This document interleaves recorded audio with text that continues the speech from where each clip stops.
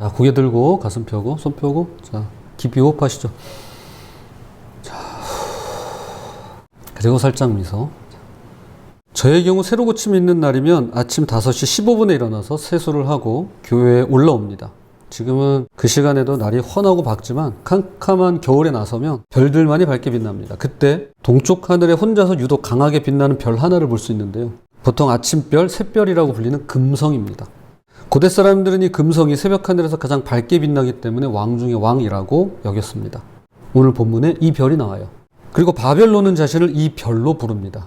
새벽 하늘을 혼자서 주름 잡는 계명성, 아침의 아들이라고 말이죠. 그러나 해가 뜨면 그 밝았던 금성은 사라지게 되는데요. 혼자 빛날 때는 눈이 부셔도 더 큰 빛 앞에서는 흔적도 없이 지워질 수밖에 없는 것입니다. 이사야 14장 12절 너 아침의 아들 계명성이여 어찌 그리 하늘에서 떨어졌으며 너 열국을 엎은 자여 어찌 그리 땅에 찍혔는고. 지난 한 주간 새로 고침을 통해 13장부터 시작된 이방 나라들을 향한 경고를 보았습니다. 모압, 아람, 에티오피아, 이집트, 그리고 당시 초강대국이었던 아수르까지 어느 한 나라도 예외가 아닌데요. 모압의 경고에는 처음부터 끝까지 눈물이 가득했고 아람은 다 무너지고 나서야 하늘을 보았으며 에티오피아는 분주하게 움직일 때 하나님께서 고요하게 잠잠하게 바라보시며 이끌어 가십니다. 그런데 이 바벨론을 향한 경고만큼은 전혀 다른데요. 이들은 멸망 이후 죽은 뒤 사후 세계까지도 추적해 들어갑니다. 두 가지로 함께 살펴보도록 하겠습니다. 첫째로 높이 올라간 만큼 깊이 떨어집니다. 이미 살펴본 모압, 아람, 에티오피아, 이집트에도 교만은 있었습니다. 모압은 풍요가 교만의 씨앗이 되었고요. 아람은 강성함이 하나님을 잊게 만들었습니다. 그런데 이 바벨론의 교만은 차원이 달랐는데요. 다른 나라들이 내가 부유하다, 내가 강하다, 내가 잘났다 라고 할 때 바벨론은 이렇게 외칩니다. 내가 하나님과 같아지리라. 13절 14절입니다. 내가 내 마음에 이르기를 내가 하늘에 올라 하나님의 뭇별 위에 내 자리를 높이리라. 내가 북극 지폐의 산 위에 앉으리라. 가장 높은 구름에 올라가 지극히 높은 이와 같아지리라 하는도다. 무려 5번의 내가가 나옵니다. 이토록 내가를 앞세우는 모습에서 세 가지 층위를 발견하게 되는데요. 첫 번째는 영역입니다. 영역의 층위입니다. 내가 하늘에 올라, 그러니까 하늘까지도 지금 닿고 싶은 거예요.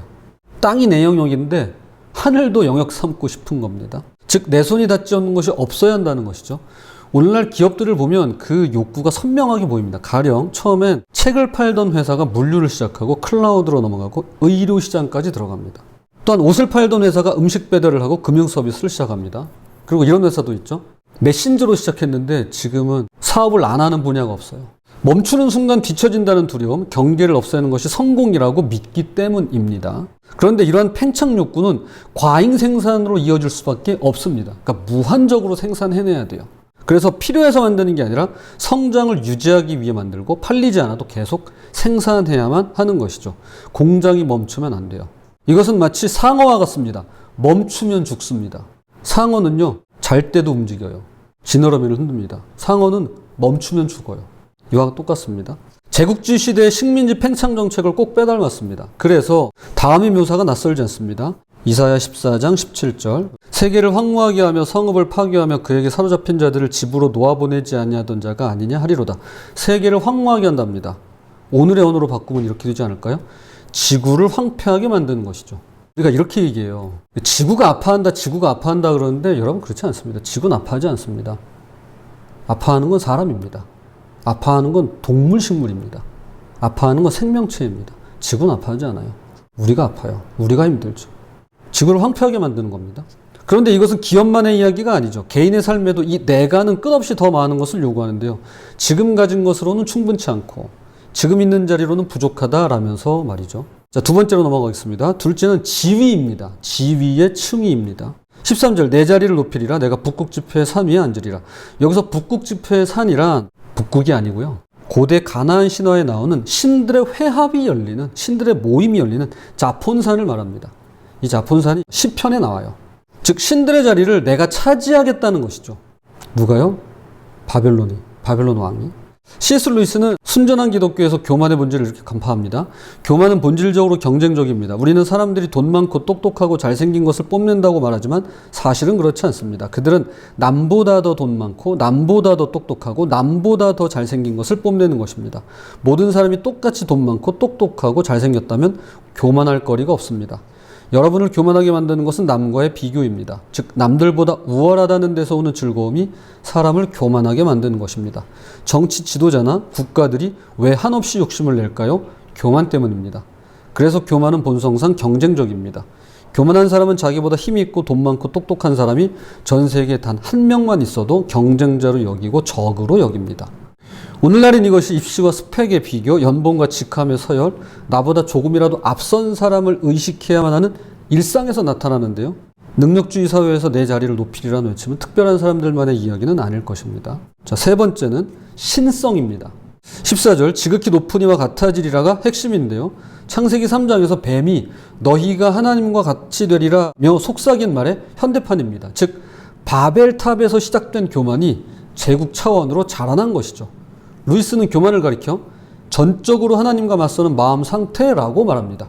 오늘날의 형태는 훨씬 더 세련됐습니다. 신을 부정하지 않아요. 그러나 하나님 없이도 충분히 삶을 내가 꾸려갈 수 있다며 자기 자신을 삶의 기준과 중심에 놓았습니다. 가장 현대적인 바벨론식 내가인 셈이죠. 그런데 바벨론이 5번 내가를 외칠 때 이사야는 딱 한마디 합니다. 이렇게 말해요. 그러나 이제 이사야 14장 15절 그러나 이제 내가 스올 곧 구덩이 맨 밑에 떨어짐을 당하리로다. 별보다 높이 올라가려 했지만 구덩이 맨 밑바닥까지 떨어지고 말았는데요. 길을 지나가던 자들이 이 모습을 보고 중얼거립니다. 이사야 14장 16절 17절입니다. 너를 보는 이가 주목하여 너를 자세히 살펴보며 말하기를 이 사람이 땅을 진동시키며 열국을 놀라게 하며 세계를 황무하게 하며 성읍을 파괴하며 그에게 사로잡힌 자들을 집으로 놓아보내지 아니하던 자가 아니냐 하리로다. 온 세상이 가장 두려운 존재라고 여기던 그가 이렇게 끝나버리고 말았습니다. 이에 사람들이 큰 충격을 받는 것입니다. 교우 여러분, 교만은 결코 멈추지 않습니다. 교만은 채워도 끝이 없습니다. 더 높이 올라가야 한다는 목소리는 결코 끝나는 법이 없습니다. 그러나 그 끝이 어딘지를 바벨론을 통해 보여주는데요. 어쩌면 우리 안에도 이 5번의 내가가 있을 수 있습니다. 내가 인정받아야 되고 내가 더 높아져야 되며 내가 삶의 기준이야 라면서 말이죠. 이러한 목소리들이 얼마나 많은 자리를 차지하고 있는지 말씀 앞에서 돌아보는 우리 모두가 되었으면 좋겠습니다. 자, 두 번째는 이름도 자손도 남지 않습니다. 이사야 14장 18절 열방의 모든 왕들은 모두 각각 자기 집에서 영광 중에 자건마는 여기 자건마는은 이제 죽음을 의미합니다. 고대 왕의 무덤은 이름과 업적이 영원히 새겨지는 마지막 집이었습니다.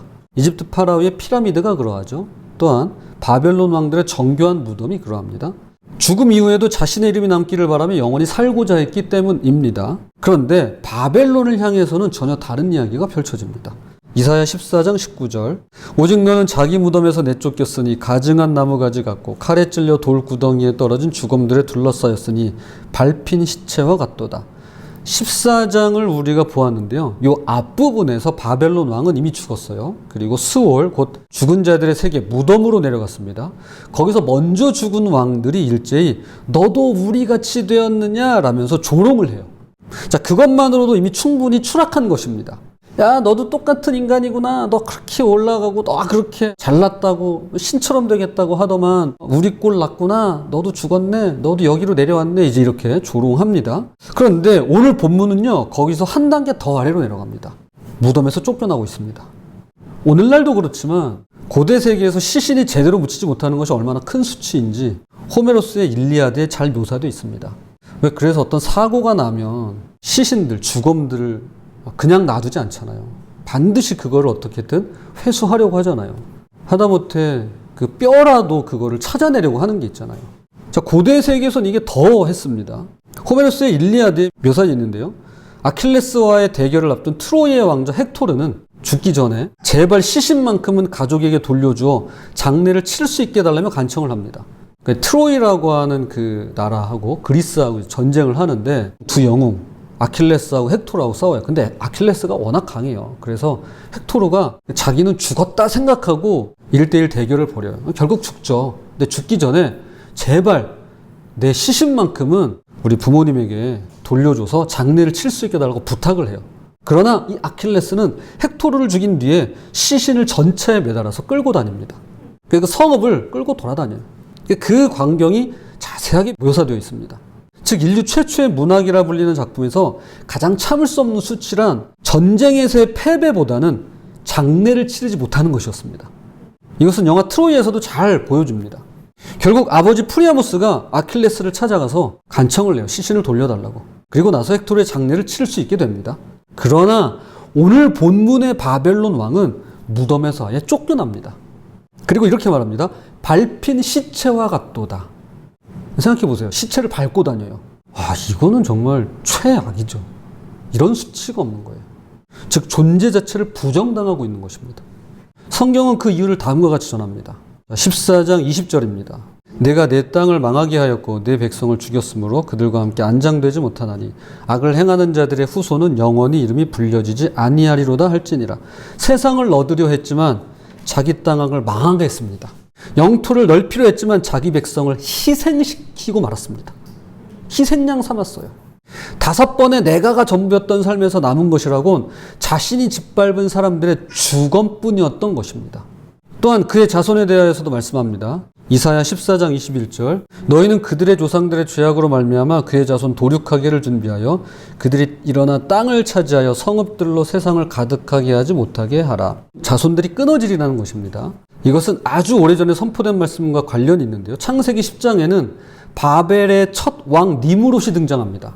그래서 사냥꾼이라고 알려져 있어요. 오늘날로 표현하면 영웅이에요. 그리고 11장에서 바벨탑이 세워져요. 그래서 유대 전승에는 이 니무롯이 바벨탑을 세워줬다고 알려져 있습니다. 그 도시를 건축했고 그 도시에 바벨탑을 세운 그런 인물로 알려져 있는데요. 창세기 11장 4절은 이렇게 전합니다. 꼭대기를 하늘에 닿게 하여 우리 이름을 내고 온 지면에 흩어짐을 면하자. 즉 성읍들로 세상을 가득 채우겠다는 야욕이 수백 년을 지나오면서 지금 바벨론 제국으로 자라난 것이라고 성경은 전하고 있는 것입니다. 그 바벨탑이 지금의 바벨론을 만든 거예요. 이어진 겁니다.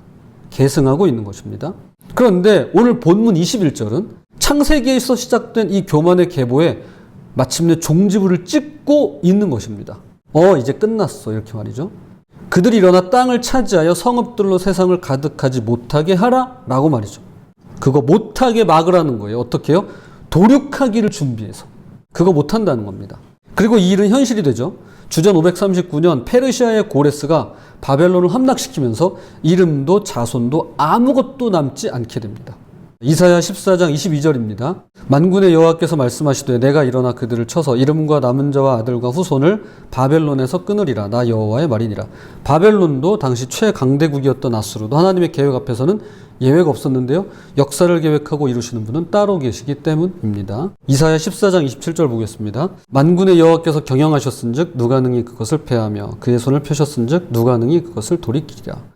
교회 여러분, 사람은 누구나 이름을 남기고 싶어합니다. 오죽하면 호랑이는 가죽을 남기고 사람은 이름을 남긴다는 말까지 만들어냈을까요? 저절로 생긴 건 아니잖아요. 누군가 만들어낸 거잖아요. 오죽하면 이 말을 만들어냈을까요? 사람은 내가 살았던 흔적, 내가 이룬 것이 기억되기를 원합니다. 자녀에게 더 많은 것을 물려주고 싶어 하고요. 내가 세운 것이 오래 남기를 바랍니다. 그런데 바벨론은 바로 그 이름을 남기려다 자기 백성을 죽였습니다. 이름을 내기 위해 수많은 생명을 희생시켰습니다. 결국 그 이름은 지워져 버리고 말았는데요. 이름을 내려 했던 것들은 사라지고 하나님이 세우신 것들만 남게 됩니다. 그렇다면 하나님께서 세우시는 것이 무엇인지 이제 말씀의 결론을 맺도록 하겠습니다. 오늘 보면 14장은 바벨론으로 시작해서 블레셋으로 마무리됩니다. 그래서 블레셋 얘기가 나와요. 자, 이렇게 선포합니다. 14장 29절입니다. 블레셋 온 땅이여 너를 치던 막대기가 부러졌다고 기뻐하지 말라. 뱀의 뿌리에서는 독사가 나겠고 그의 열매는 날아다니는 불뱀이 되리라. 아수르 왕이 죽자 블레셋은 기뻐합니다. 그러나 뱀보다 독사보다 더 무서운 불뱀이 온다는 것이죠. 압제자 하나가 사라졌다고 해서 끝난 게 아니라는 겁니다. 블레셋에게 돌아올 것은 더 강한 심판이었습니다. 그런데 하나님께서 전혀 다른 말씀을 하십니다. 14장 32절입니다. 그 나라 사신들에게 어떻게 대답하겠느냐. 여호와께서 시온을 세우셨으니 그의 백성의 곤고한 자들이 그 안에서 피난하리라 할 것이니라. 바벨론이 무너지고 아수르가 꺾이고 블레셋이 사라지는 자리에 하나님께서 세우시는 시온만이 남는데요. 이 시온은 강한 자들의 것이 아니라 피곤한 자, 가난한 자, 곤고한 자들의 피난처가 된답니다. 그런데 바벨론 이야기는 여기서 끝나지 않습니다. 계시록 18장에 다시 나옵니다. 계시록 18장 2절 제가 읽겠습니다. 무너졌도다 무너졌도다 큰 성 바벨론이요. 무너져요. 여기서 무너져요. 창세기 11장 바벨탑에서 시작된 이야기가 오늘 본문 이사야 14장을 거쳐서 계시록 18장에서 완전히 무너지고 끝나버리게 됩니다. 그리고 그 다음 장인 요한계시록 19장에서는요. 어린 양의 혼인잔치가 벌어져요. 교만의 탑이 무너진 바로 그 자리에서 전혀 다른 나라가 시작되고 있는 것입니다. 그럼 이 시온은 어떻게 세워지는 걸까요? 바벨론이 5번 내가를 외칠 때 이와 정반대로 움직이신 분이 계시는데요. 빌립보서 2장 6절에서 8절입니다. 그는 근본 하나님의 본체이신 하나님과 동등됨을 취할 것으로 여기지 아니하시고 오히려 자기를 비워 종의 형체를 가지사 사람들과 같이 되셨고 사람의 모양으로 나타나사 자기를 낮추시고 죽기까지 복종하셨으니 곧 십자가에 죽으심이라. 바벨론이 하늘로 올라가려 할 때 예수님은 하늘에서 내려오셨습니다. 바벨론이 신들의 자리를 탈취하려 들 때 그분은 그 자리를 내려놓으셨습니다. 바벨론은 이름을 내려 했지만 그분은 종의 이름을 받으셨고요. 바벨론의 자손들로 세상을 가득 채우려 했지만 그분은 하늘의 미랄이 되어서 땅에 떨어지셨습니다. 그리고 바벨론이 무덤에서조차 쫓겨나 밟힌 시체 신세가 되었을 때 그분은 스스로 무덤에 내려가 누우셨습니다. 그리고 그 결과는 완전히 달라지는데요. 자, 빌립보서 2장 9절입니다. 이러므로 하나님이 그를 지극히 높여 모든 이름 위에 뛰어난 이름을 주사 바벨론의 이름은 지워졌지만 그분의 이름은 모든 이름 위에 뛰어난 이름이 되셨습니다. 또한 바벨론의 자손은 끊어졌지만 하늘의 미랄 되신 그분은 셀 수 없는 열매를 맺으셨습니다. 자신의 이름을 높이려 했던 바벨론은 역사에서 사라졌지만 이름을 높이려 하지 않았던 그분의 이름은 지금도 전 세계에서 가장 높임을 받는 이름이 되었습니다. 오늘 우리 안에도 이 내가가 있습니다. 내가 더 인정받아야 되고 내가 더 높아져야 되고 내가 삶의 기준이 되어야 한다는 내가가 있습니다. 나. 그것들이 무조건 나쁜 건 아닐 겁니다. 저는 그렇게 생각하지 않습니다. 나다운 게 아름다운 거니까요. 하나님께서 우리를 나로 부르셨으니까요. 내가 있어야만 하겠습니다. 그러나 만약에 내가가 전부가 된다면 그 다음이 어디인지를 오늘 본문의 바벨론이 보여주는 것입니다. 내가 전부일 순 없어요. 전부는 주님이십니다. 부디 먼저 낮아지신 주님을 삶의 중심에 모셔드리는 저 여러분이 되시기를 주님의 이름으로 부탁을 드립니다.